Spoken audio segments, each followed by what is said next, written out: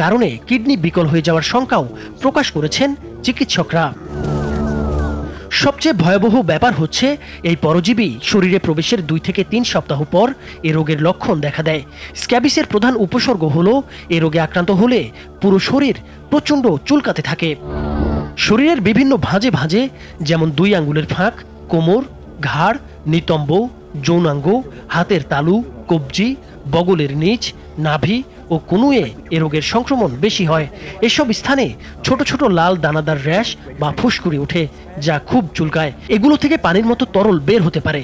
সাধারণত রাতে চুলকানি বেশি হয়। চিকিৎসকরা বলছেন স্ক্যাবিসের 2 ধরনের চিকিৎসা দেয়া হয়, একটা প্রতিরোধমূলক, আরেকটা প্রতিকারমূলক চিকিৎসা। সাধারণত প্রতিরোধমূলক পরামর্শগুলোই চিকিৎসকরা বেশি দিয়ে থাকেন, যাতে স্ক্যাবিস না হয় বা না ছড়ায়। এ রোগে আক্রান্ত হলে চিকিৎসকরা যে প্রতিকারমূলক পরামর্শ দিয়ে থাকেন সেগুলো হলো সবসময় পরিষ্কার পরিচ্ছন্ন থাকতে হবে। স্বাস্থ্য রক্ষার প্রথম শর্তই হলো পরিচ্ছন্নতা। প্রতিদিন গরম পানি দিয়ে গোসল করতে হবে। পরজীবী দূর করতে গরম পানিতে গোসল জরুরি। গোসলের পর শরীর ভালো করে শুকিয়ে নিতে হবে। ভেজা শরীর পরজীবী বসবাসের উপযোগী, তাই শরীর শুকনো রাখা জরুরি। চিকিৎসকের পরামর্শ মতো লোশন বা ক্রিম ব্যবহার করতে হবে। গলা থেকে পা পর্যন্ত লাগিয়ে 8 থেকে 12 ঘন্টা পর আবার সাবান দিয়ে গোসল করতে হবে। চিকিৎসকের পরামর্শ অনুযায়ী মুখে খাওয়ার ওষুধ খেতে হবে। মুখে খাওয়ার ওষুধও গুরুত্বপূর্ণ। পোশাক, চাদর, তোয়ালে গরম পানিতে ফুটিয়ে পরজীবী মুক্ত করতে হবে। জীবাণু নষ্ট করতে কাপড় ফুটিয়ে ধোয়া দরকার।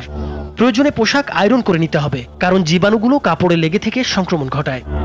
ঘরবাড়ি নিয়মিত পরিষ্কার করতে হবে। পরিবেশ জীবাণুমুক্ত না হলে সংক্রমণ আবার হতে পারে। অ্যালার্জি বাড়ায় এমন খাবার এড়িয়ে চলতে হবে, নয়তো চুলকানি বেড়ে যেতে পারে। স্ক্যাবিস আক্রান্ত ব্যক্তির পুষ্টিকর খাবার ও ফলের রস খেতে হবে। এগুলো শরীরের রোগ প্রতিরোধ ক্ষমতা বাড়াতে সাহায্য করে। প্রচুর পরিমাণে পানি পান ও তরল খাবার বেশি খাওয়ার পরামর্শ দিয়েছেন চিকিৎসকরা। তরল খাবার শরীর ঠান্ডা ও সুস্থ রাখে। রোগ সেরে যাওয়ার পরও সতর্ক থাকতে হবে, নয়তো আবারও সংক্রমণ ঘটতে পারে। এই রোগে যেন আক্রান্ত না হতে হয়, তাই চিকিৎসকরা প্রতিরোধমূলক পরামর্শগুলোই বেশি দিয়ে থাকেন। সেগুলো হলো পরিষ্কার পরিচ্ছন্ন থাকতে হবে, শরীর ও আশপাশের পরিবেশ সব সময় পরিষ্কার রাখতে হবে, আক্রান্ত ব্যক্তির সংস্পর্শ এড়িয়ে চলতে হবে, সুস্থ ব্যক্তিদের আক্রান্তের কাছাকাছি যাওয়া বন্ধ করতে হবে, আক্রান্ত ব্যক্তির পোশাক, বিছানা, তোয়ালে ও সাবান ব্যবহার এড়িয়ে চলতে হবে। এইসব ব্যবহার করলে সংক্রমণ ছড়িয়ে পড়ে। যদি কোনো পরিবারের একজন আক্রান্ত হয় তবে অন্যদেরও চিকিৎসা করাতে হবে। ঘনবসতিপূর্ণ স্থানে স্ক্যাবিস দ্রুত ছড়ায়, তাই সতর্কতা জরুরি। এ রোগের চিকিৎসা ঠিকমতো না নিলে দ্বিতীয় সংক্রমণ ঘটে। আর দ্বিতীয় সংক্রমণ ঘটার পরেও কেউ যদি চিকিৎসা না নেয় তবে এটা কিডনিকে আক্রমণ করে, ফলে কিডনি ড্যামেজ হয়ে যাওয়ার সম্ভাবনা তৈরি হয়। তাই সংক্রমণ থেকে বাঁচতে সবার সচেতন থাকা জরুরি।